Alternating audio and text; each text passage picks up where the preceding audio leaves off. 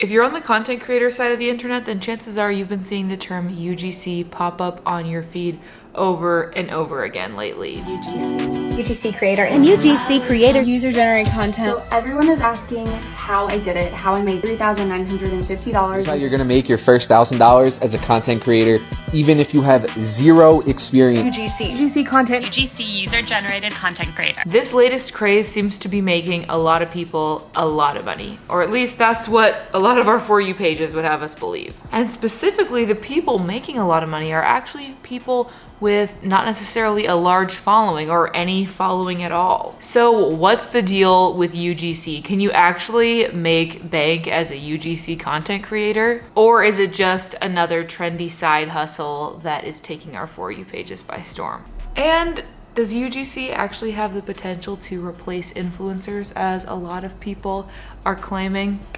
Let's talk about it. UGC stands for user-generated content, and it's a term that originally described content that was organically created by the users or audience or customer base of a brand or company. So for example, if I really love my skincare products, then I would just take a photo of the products that I use and share them on my Instagram story or on my Instagram feed, just because I genuinely love them and want to share them with my following. But in the past year or so, UGC has started to take on a different meaning. Now people use UGC to describe content that's been commissioned by brands, but that basically resembles original UGC. So it looks like the kind of content that a customer or maybe an influencer would make, but it's actually paid for by the brand. So a content creator takes those images of the skincare products or whatever and then gives them to the brand to post on the brand's social pages. So it is just a little bit ironic that people are using the term UGC for this, because originally this term meant content that your customers just made because they really love your stuff. And now we're using it to describe content that you're paying people to make so that it looks like your customers really love your stuff. Basically, what people are using the term UGC for now, we would have just called freelance content creation in the past. It's not necessarily a brand new idea.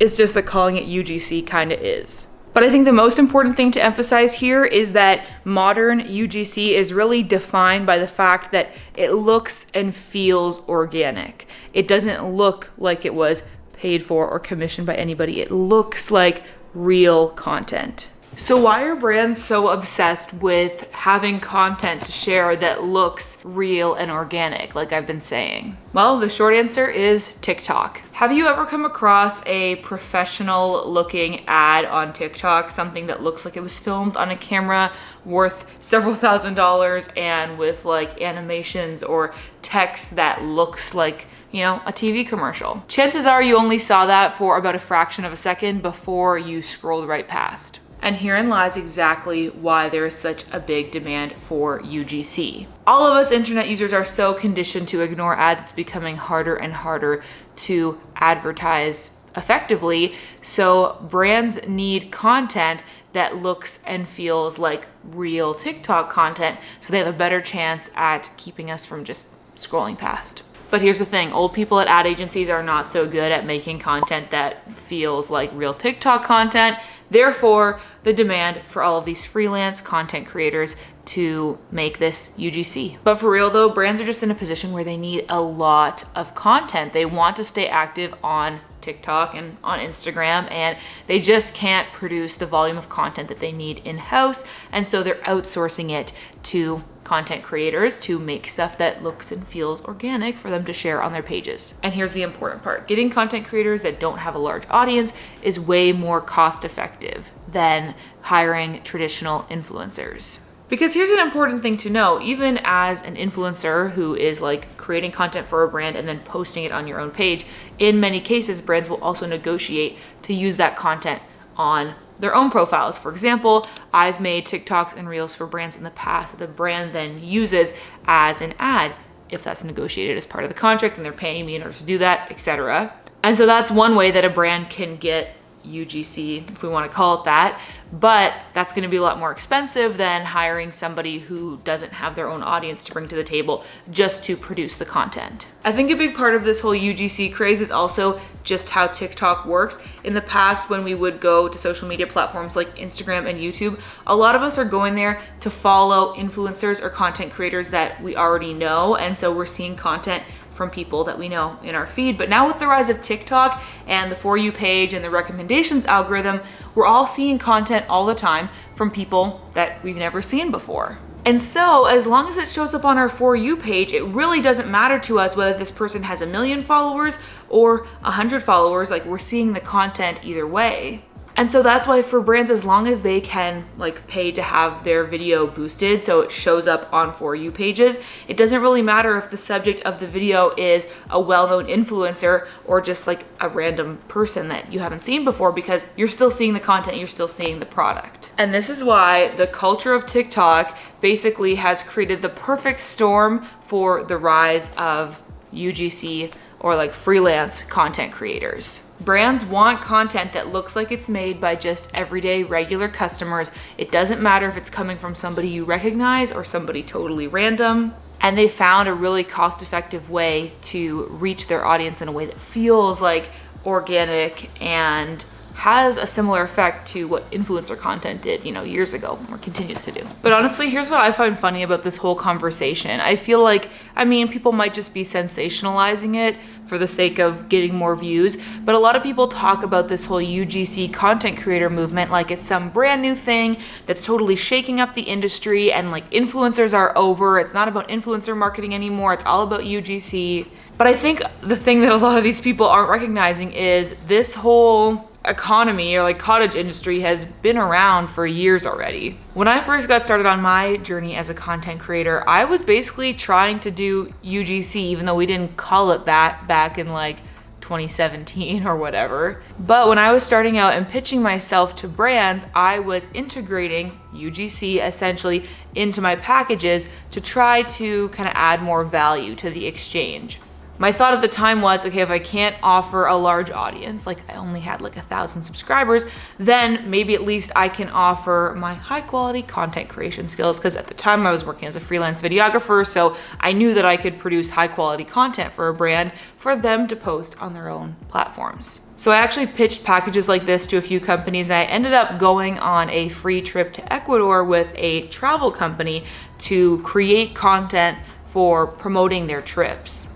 So the point is, your girl was basically doing UGC before it was cool. So, okay, am I a social media hipster or what? But no, really what I want to point out here is I don't think that this new like UGC movement is going to like replace influencers. I do think if anything, the shift that we're seeing has been introduced by TikTok. Like I was saying, we're used to seeing content from people that we don't necessarily know, and that's like entertaining enough for us. So I think that brings the whole model of the influencer into question more than UGC does. But that being said, we're still seeing lots of personalities rise to fame from TikTok, and people still like following content creators and influencers, or at least I know I do. So I don't think that this is gonna take any jobs away from influencers anytime soon. But I do think more than anything, it's probably taking jobs away from ad agencies that used to make those high quality professional ads that we all skip past.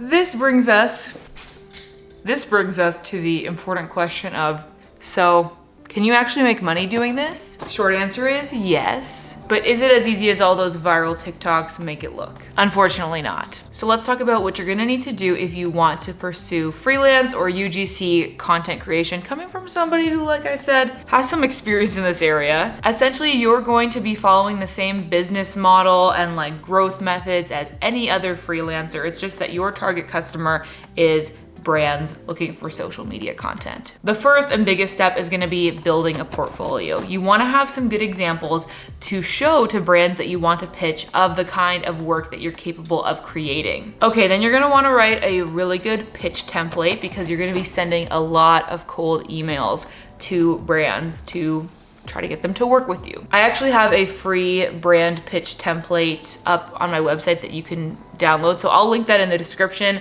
That would be a good place to start. You're gonna wanna modify it a little bit because that one I kind of designed for getting like brand integrations, but you can easily use the same type of layout to get UGC gigs. Okay, now the next step is gonna be another big process, and that is finding brands to pitch to. This can take a lot of work. I would recommend starting out by just making a list of like your dream brands. A lot of these might be pretty big and unattainable, hard to reach.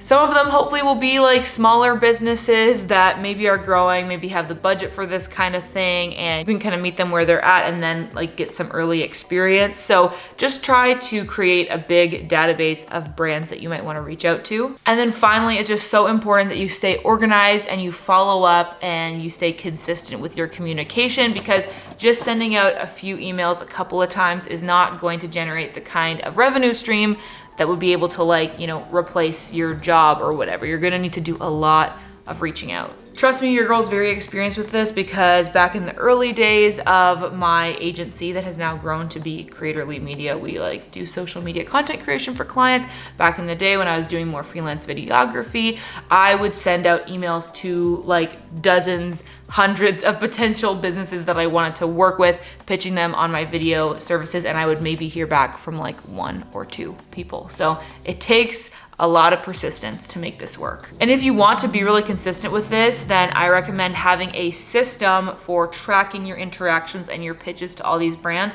I actually have something for this in my Notion content creator bundle. I'll link that in the description as well. I have a brand partnerships tracker, and it's kind of designed to work for creators that are doing brand deals, but you can very easily use it for UGC gigs as well. And it just allows you to track the brand that you've reached out to, whether you've sent them 1 email, a second follow-up, a third, whatever, and a place to take notes on your latest interactions. So this can be a really valuable tool for keeping track of all your brand contacts and what part of the process you're at with any potential gigs. Another important thing to note if you want to be a successful UGC content creator is that you're gonna need to just be good at making videos. I know that might sound obvious, but I think a lot of people in these TikToks are like, you can become a millionaire with 0 experience, and that's not really true. Like, you do need to be able to create nice looking videos that fit the brand that, you know, a company is trying to portray. And it's also important that these videos are eye-catching and unique and fast-paced so that they can actually like gain engagement on TikTok. So if you want to try out UGC content creation for yourself, but you're not feeling overly content with your video creation skills, then I would definitely recommend that you check out the sponsor of today's video, Skillshare. Skillshare is an online learning platform with thousands of classes for creative, curious, and entrepreneurial people like you and me. Skillshare has classes from experts in video editing, social media marketing, graphic design, and so much more. If you want to succeed with UGC video creation, an awesome place to start would be Halise Nervea's class, Video for Instagram, Tell an Engaging Story in Less Than a Minute, where you can learn what you need to know to make fun and unique videos for Instagram Reels and TikTok, which is going to make you a very attractive candidate for these brands when it comes to making UGC content. Skillshare is ad-free, which makes the learning experience blissfully distractionless, and they also have subtitles in 5 languages now, so you can learn in whatever language you would like. If you want to try Skillshare for free, then you are in luck, my friend. The first 1,000 people to use my link in the description will get 1 month of Skillshare for free. So check that out to start learning and improve your video skills. Creating UGC content for brands can be a great way to break into the creator economy, brush up on your video editing skills, and build a consistent income stream for yourself. I don't think it's a get-rich-quick scheme, even if people on TikTok like to pitch it like that, but instead it's a legitimate business model that it takes a long time to develop and make it as consistent as you would like, but I definitely think it's worth pursuing. And I think if you keep it up, you could eventually translate this into a more traditional influencer career. That's what I was able to do back when I didn't have an audience. I created content for brands to post themselves. And now that I do have an audience, I can create content for brands on my own platforms. It's just another path that you can take on your content creator career journey. just like I did a few years ago. If you want to learn more about how I took my YouTube channel and turned it into a 6-figure business, I actually created a video telling you the whole story behind that. So you should definitely check that out next. I really share the good, the bad, and the ugly of growing a creator business in that video. So go ahead and click here to watch that. And as always, thank you so much for watching. I hope that you're having adventures and following your dreams, and I'll see you in the next video. Bye.